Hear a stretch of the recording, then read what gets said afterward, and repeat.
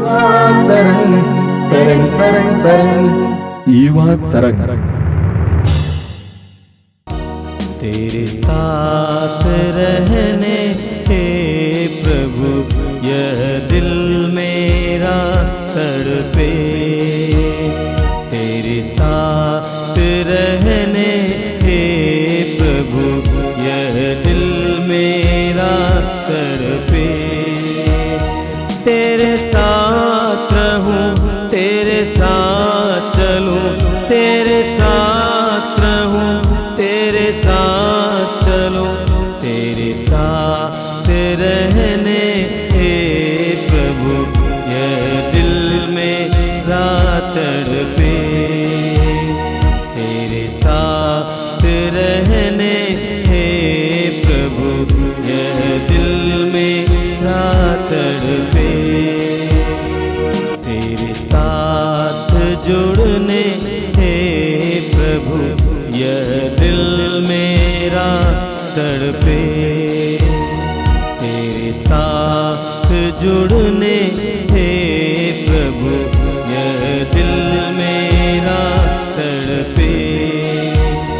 तेरे साथ जुड़ूं, तेरे साथ पलूं, तेरे साथ जुड़ूं, तेरे साथ पलूं, तेरे साथ जुड़ने हे प्रभु यह दिल मेरा तड़पे। तेरे साथ जुड़ने हे प्रभु यह दिल मेरा तड़पे। सभी युवा भाई बहनों को जय यीशु। मैं प्रभु को धन्यवाद देता हूं आपके लिए, क्योंकि आप इस कार्यक्रम से जुड़े हुए हैं। मैं जानता हूं कि ये छोटा सा कार्यक्रम है, लेकिन आप नियमित रूप से इसके साथ जुड़े हुए हैं, इसलिए प्रभु आपको आशीष देंगे। प्रभु ने स्वयं कहा है, तुम सबसे पहले ईश्वर के राज्य और उसकी धार्मिकता की खोज में लगे रहो, बाकी चीजें तुम्हें यूं ही मिल जाएंगी। जब आप प्रभु के वचनों को सुनने के लिए थोड़ा समय निकालते हैं, तो प्रभु आपके जीवन में बहुत सारी आशीषें देंगे। हमारा जीवन बहुत कठिन है, विशेष करके आधुनिक युग में आपको कई प्रकार की समस्याओं का सामना करना पड़ता है, कठिनाइयों का सामना करना पड़ता है। ऐसी परिस्थितियों में प्रभु यीशु आपके लिए एक सुंदर उदाहरण और अगुवा है। आपको याद होगा कि प्रभु यीशु जब 30 साल के थे, उस समय सुसमाचार की घोषणा का कार्य शुरू किए और 33 साल की उम्र में मरे क्रूस पर। यानी प्रभु यीशु युवा थे।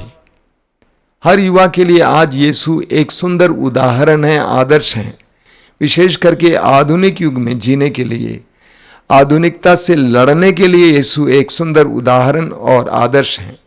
ध्यानपूर्वक वचन सुनिए। आप सबों को जय यीशु। प्यारे युवा साथियों, आइए आज हम मनन चिंतन करेंगे यीशु भला गड़ेड़िया। जैसे श्रोत ग्रंथ अध्याय 23 में हम वचन पढ़ते हैं, प्रभु मेरा चरवाहा है, मुझे किसी बात की कमी नहीं।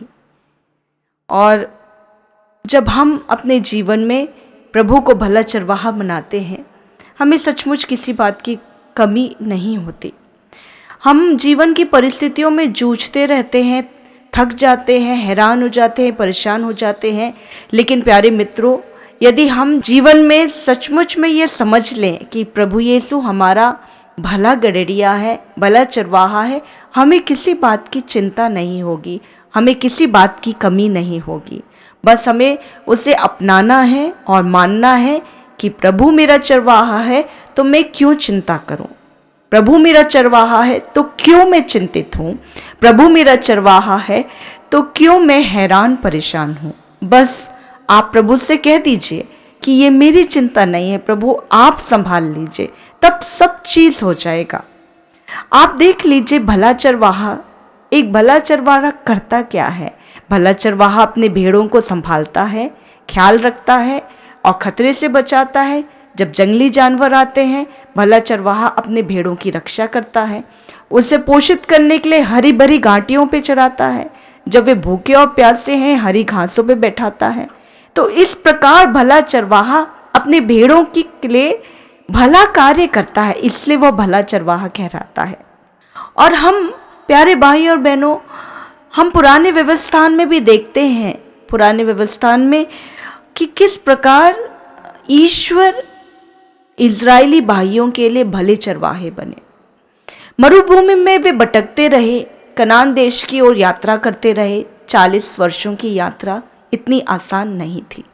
बीच में कुछ बुनबुनाहट भी हुई, लेकिन फिर भी ईश्वर ने उन्हें त्यागा नहीं। जब वे भूखे थे, प्रभु ने उन्हें मन्ना खिलाया। जब उन्हें मांस खाने की इच्छा हुई, तब प्रभु ने बटेरों का झुंड भेजा। जब उन्हें प्यास लगी, प्रभु ने चट्टान पर से पानी पिलाया। मतलब प्रभु ईश्वर उनके भले चरवाहे बने रहे, साथ में रहे, उन्हें त्यागा नहीं। तो हम लोग अपने जीवन में क्यों परेशान हो जाते हैं? हम विश्वास करें, हम प्रार्थना करें, प्रभु को पुकारें अपने जीवन में कि भले चरवाहे मेरे जीवन में भी आइए, और हर चीज़ों में जहाँ कमी घटी है जीवन में, उन सभी कमी घटियों में प्रभु हमें आशीर्वाद प्रदान करें।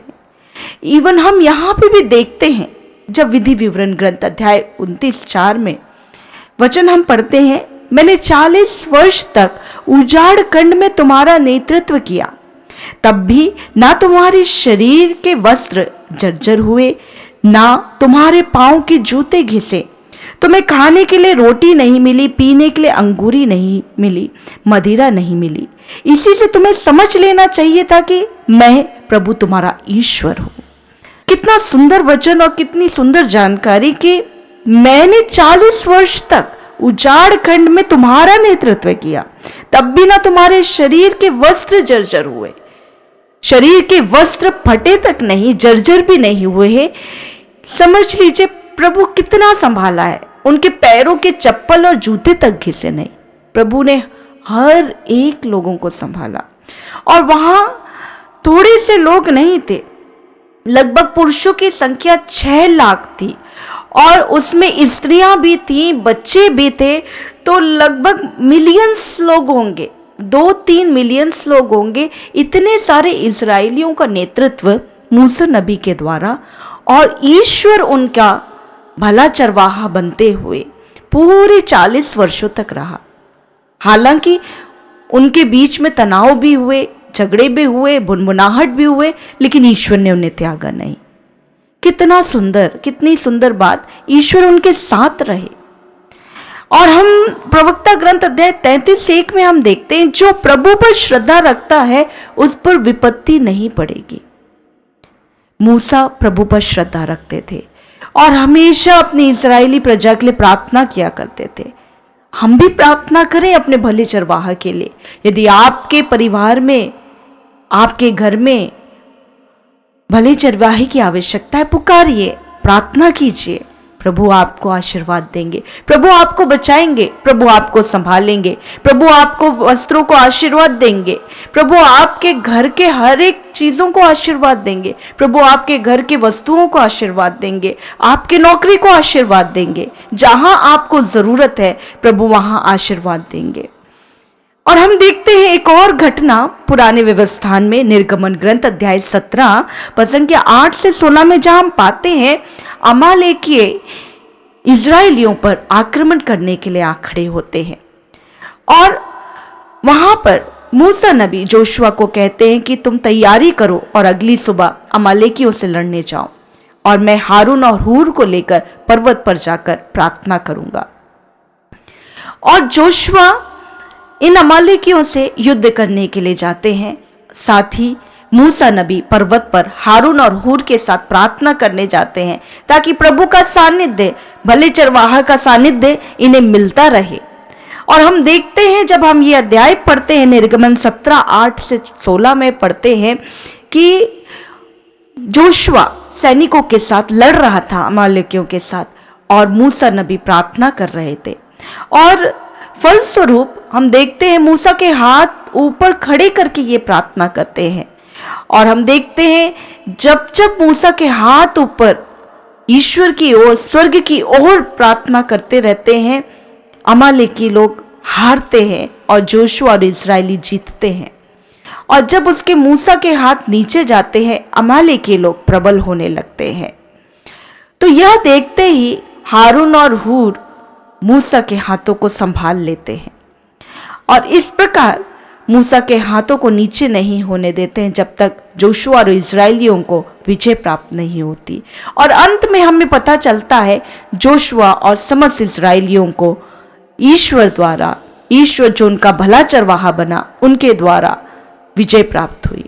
यहाँ यह प्रकट होता है कि ये सभी लोग, इजरायली जनता, जोशुआ, मूसा, हूर, हारून, समस्त इजरायली प्रजा ईश्वर पर निर्भर थे, ईश्वर की शक्ति पर निर्भर थे और फलस्वरूप ईश्वर ने अपना विजयी दाहिने हाथ से उन्हें संभाला और अमालेकियों पर विजय प्राप्त हुई।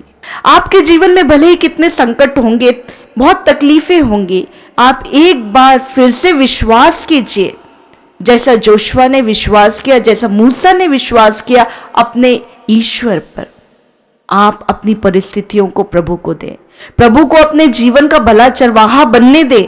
आप मत लड़िए परिस्थितियों में, आप परेशान मत होइए परिस्थितियों में, लेकिन आपकी ओर से प्रभु से प्रार्थना कीजिए। बस प्रभु आपके प्रार्थना ही चाहता है।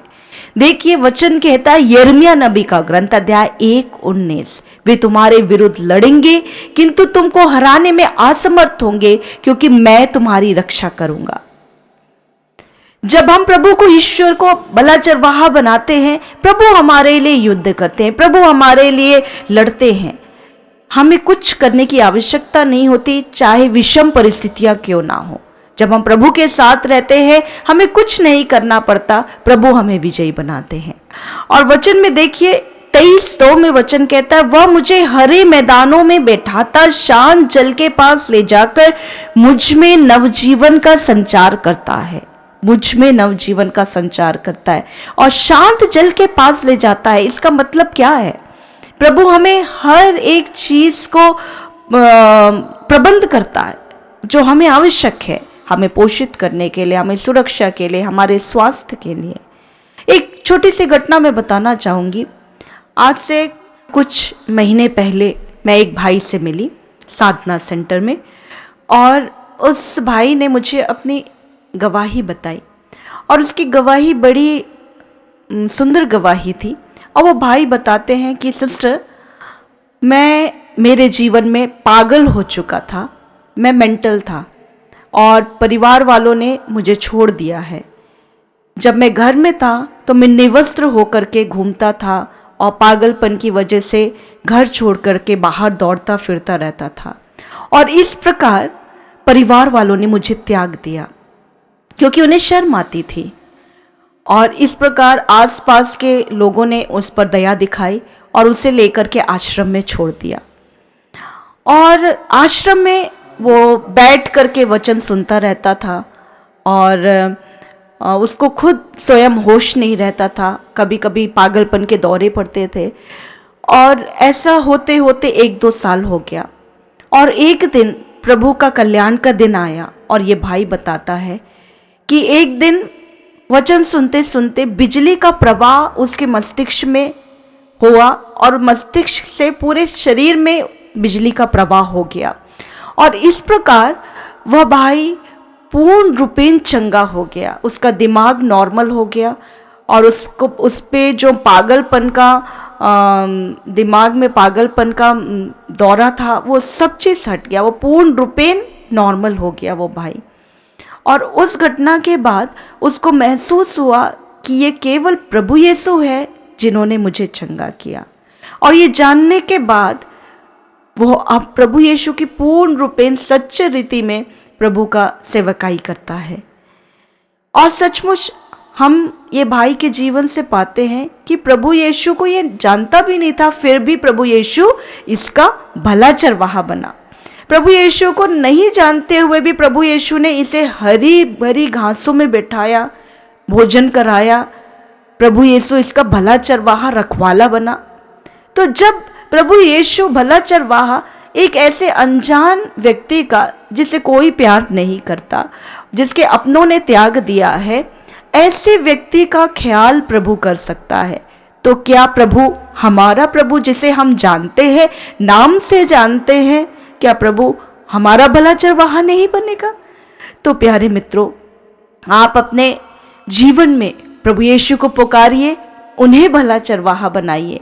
देखिए, एक और सुंदर वचन मैं आपको दूंगी। इसाया 40:31 में प्रभु कहता है, किंतु प्रभु पर भरोसा रखने वाले को नई स्फूर्ति मिलती रहती है। वे गरुड़ की तरह अपने पंख फैलाते हैं और दौड़ते रहते हैं, किंतु वे थकते नहीं हैं। वे आगे बढ़ते हैं, किंतु शिथिल नहीं होते। आप शिथिल नहीं होंगे, आप आगे बढ़ते जाएंगे और आप कभी विचलित नहीं होंगे जब आपके जीवन में प्रभु यीशु आपका भला चरवाहा होगा। तो आइए मित्रों, आपकी हर एक कठिन परिस्थितियों में प्रभु यीशु को भला चरवाहा बनाइए, और जब आप अपने भले चरवाहा के साथ रहेंगे, आपको किसी बात की कमी नहीं होगी। प्यारे मित्रों, आइए हम प्रार्थना करें। प्रभु यीशु, धन्यवाद देते हैं, तूने संसार में आकर अब मनुष्यों की तरह बनकर, इस संसार में रहकर, संसार की वास्तविकताओं से गुजरकर हमें मार्ग दिखाया है, हमें बताया है कि कैसे चलना है, कैसे जीना है, कैसे संसार से बचकर रहना है। क्योंकि संसार हमें खाना चाहता है, संसार हमारे अंदर कई प्रकार का मोह और प्रलोभन लाता है। मैं इस समय प्रार्थना करता हूं सभी मेरे छोटे भाई बहनों के लिए, बेटे बेटियों के लिए, उन पर दया करना। विशेष करके आज के युग में जीवन कितना कठिन होता जा रहा है, हर प्रकार की परिस्थिति का सामना करने के लिए उन्हें कृपा प्रदान करना, उन्हें साहस देना। यीशु, कठिनाइयों का सामना करते समय तेरे आदर्श का पालन करने के लिए उन्हें कृपा देना। सिर झुकाइए। सर्वशक्तिमान परमेश्वर, पिता, पुत्र और पवित्र आत्मा आप लोगों को आशीर्वाद प्रदान करें। आमीन। जय यीशु। तेरा दास बनने हे प्रभु, यह दिल मेरा तड़पे। तेरा दास बनने हे प्रभु, यह दिल मेरा तड़पे। तेरा दास बनूं, तेरा काम करूं, तेरा दास बनूं, तेरा काम करूं। तेरा दास बनने हे प्रभु, यह दिल मेरा तड़पे।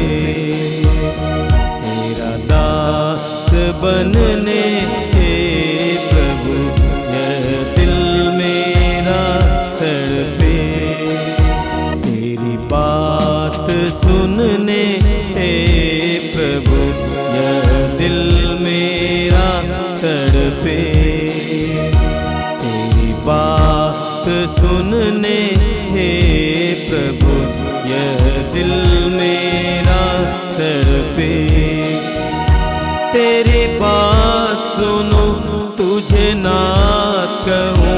तेरी बात सुनो, तुझे नाथ कहूँ। तेरी बात सुनने हे प्रभु, यह दिल मेरा तड़पे।